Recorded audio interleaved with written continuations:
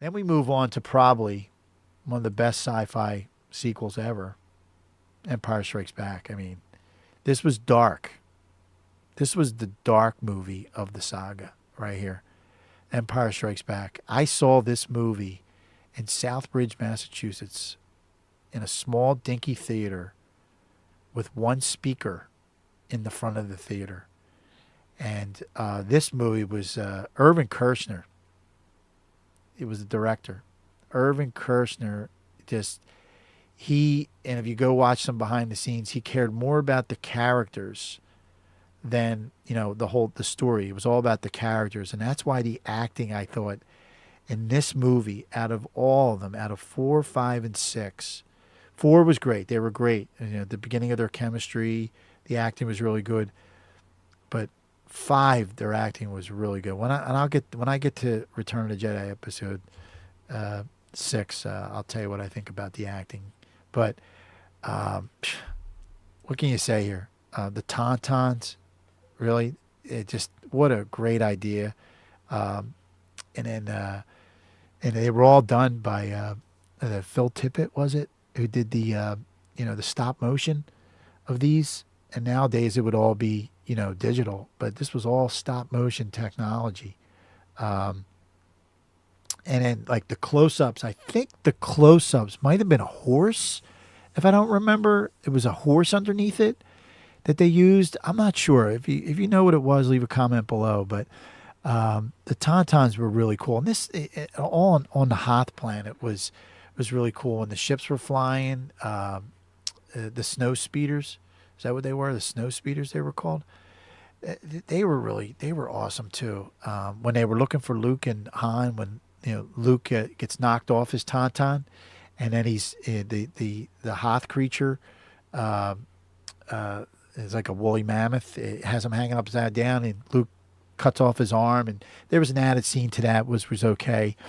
Um, but when Han goes and rescues him, that morning when the snow speeder is trying to find him, and he's hovering over the snow, and there's one shot like from the cockpit, and you just feel like you're going over the mountains in that shot there, which I really liked. And then we had the Battle of Hoth, right? The AT-AT walkers, right? Awesome. I mean, it's all stop motion. What a great idea! Just these heavy armored walkers, and they're attacking the rebels. And it's just you knew they were going to be outnumbered by these things, and they were hard to bring down, right?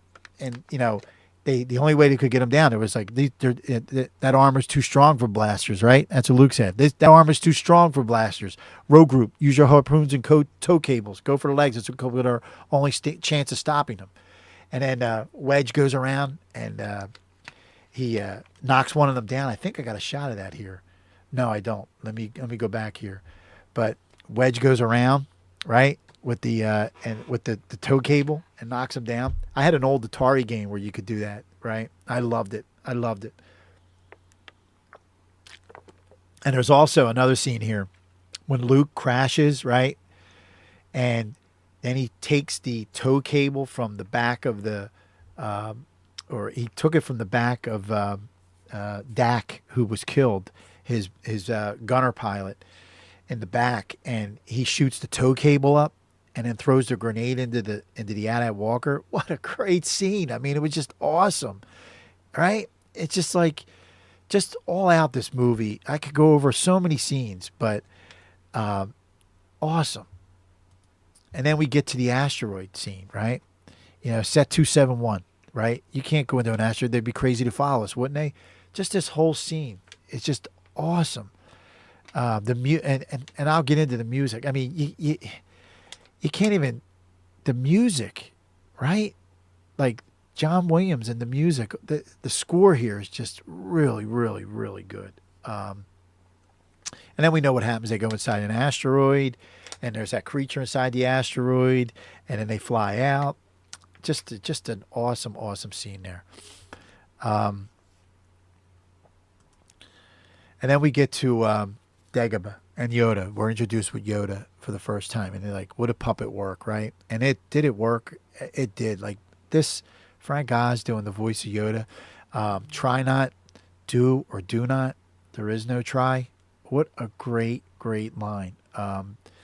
Just the way Yoda talks backwards. I know there's video on YouTube that Lucas talks about why Yoda talks backwards, but just the scene of that and when Yoda lifts the X-wing fighter out of the swamp, and he tells Luke that is why you fail, right?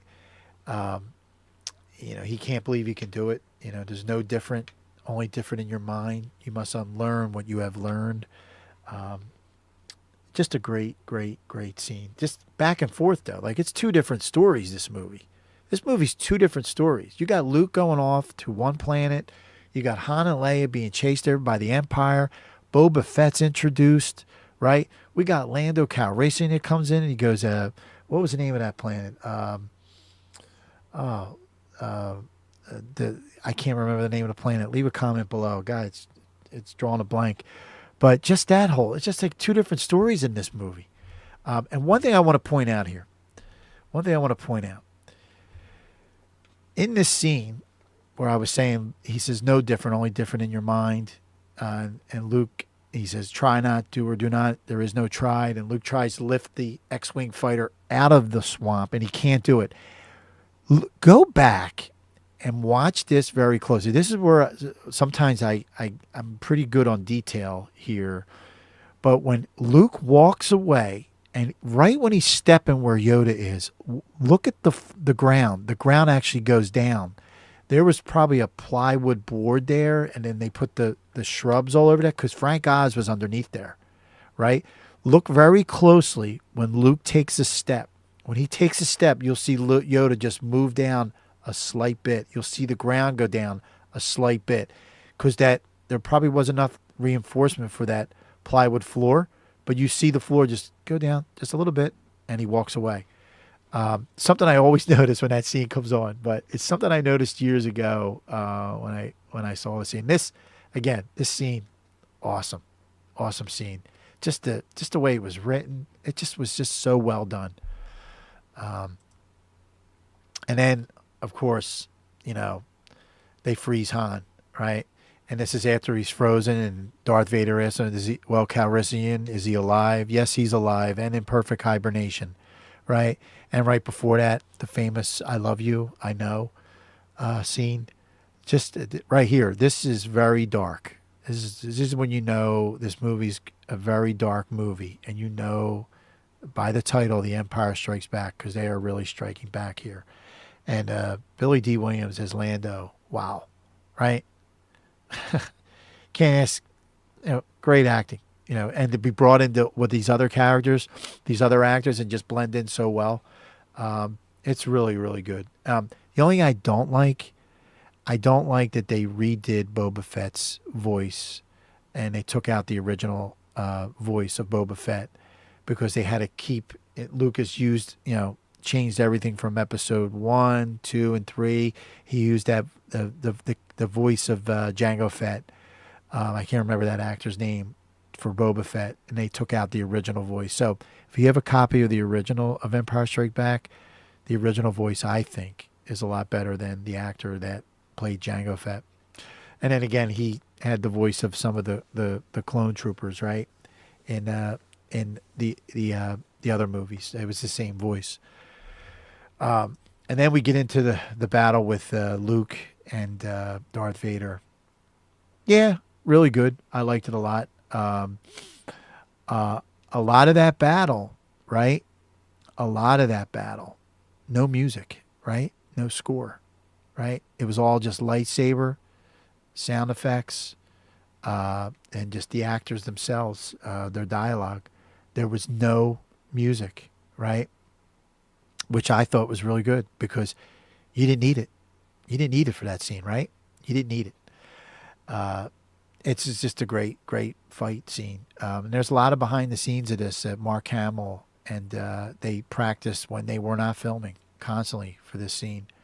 Yeah, a father and son right there before he knew he was his father, right? And then what else is? We'll get something I can get into later on, but maybe I'll get into it. I don't know, but him and the father thing.